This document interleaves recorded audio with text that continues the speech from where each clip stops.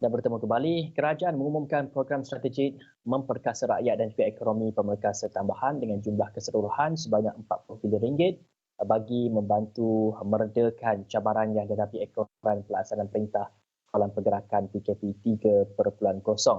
Dan kita nak tanya juga dari segi bagaimana agaknya dari segi perangkaan digital dan sebagainya. Untuk itu kita bersama dengan Presiden Dewan Perdagangan Digital Malaysia, Chris Daniel Wong di talian Skype ketika ini. Chris. Ya, saya. Chris, bagaimana anda melihat dari segi Pemerkasa Plus ini dapat membantu dari segi PKS yang beroperasi atas platform digital, terutamanya dalam menguruskan aliran tunai semasa sekatan pergerakan penuh ini?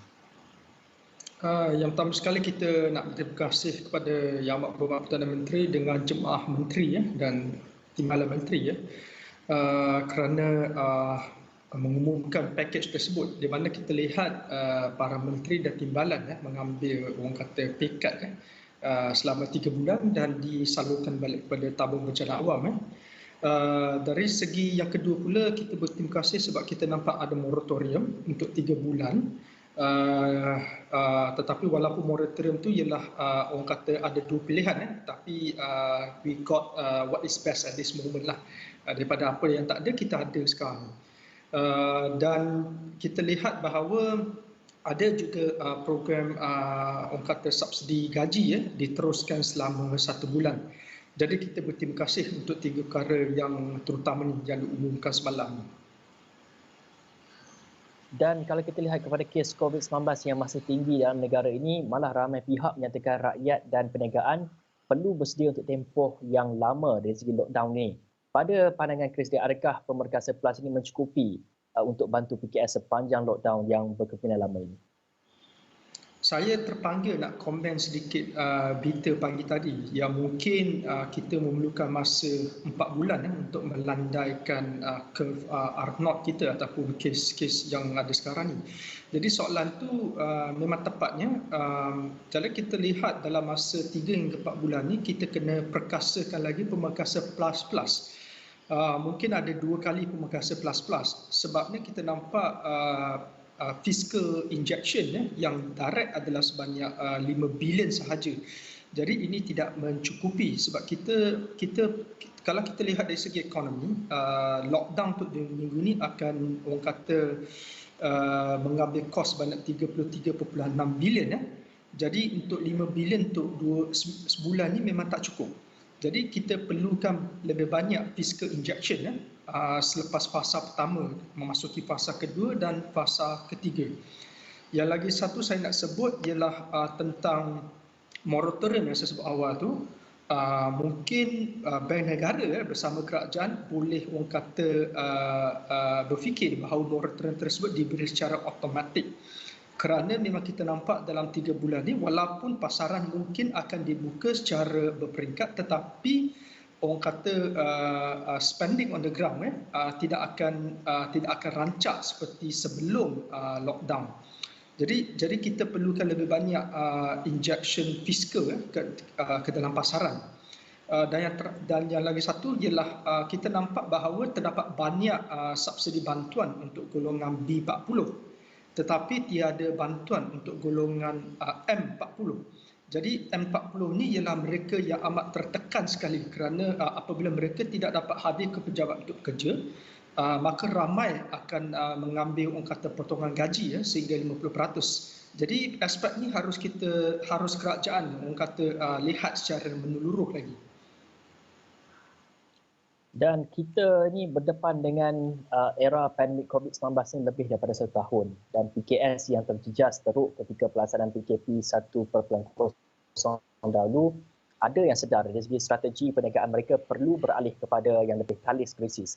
Bagaimana anda melihat pendigitalan dalam kalangan PKS ini setelah setahun lebih berdepan dengan pandemik ini?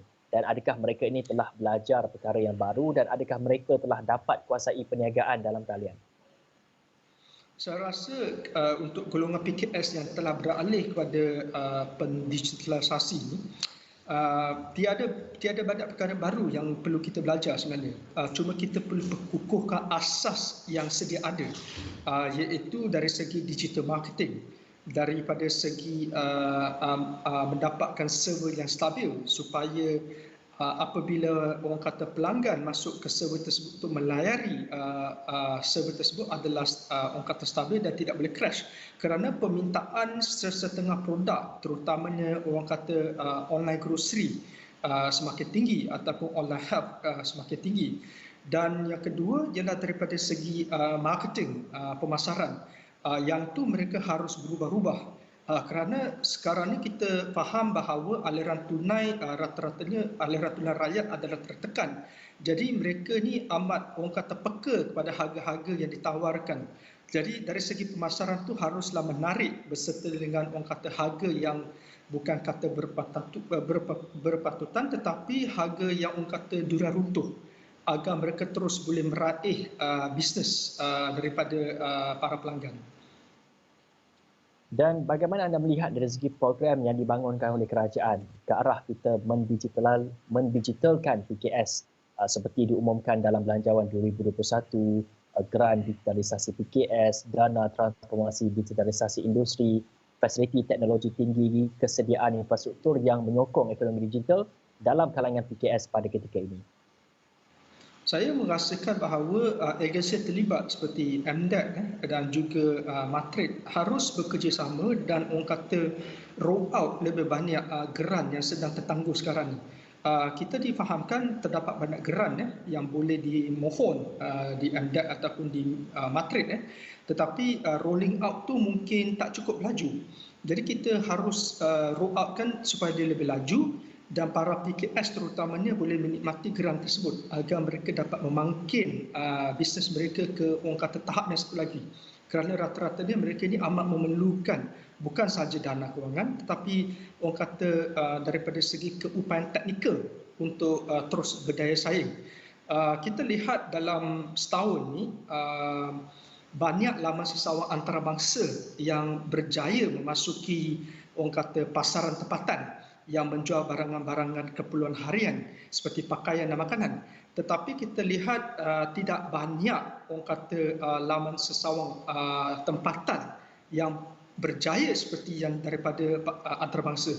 Jadi ini kita harus tekankan lagi supaya kita dapat bangunkan industri tempatan kita untuk berdaya saing dengan orang kata international players sebegini. Baik, terima kasih kepada Chris Daniel Wong, merupakan Presiden Dewan Perdagangan Digital Malaysia atas kupasan itu.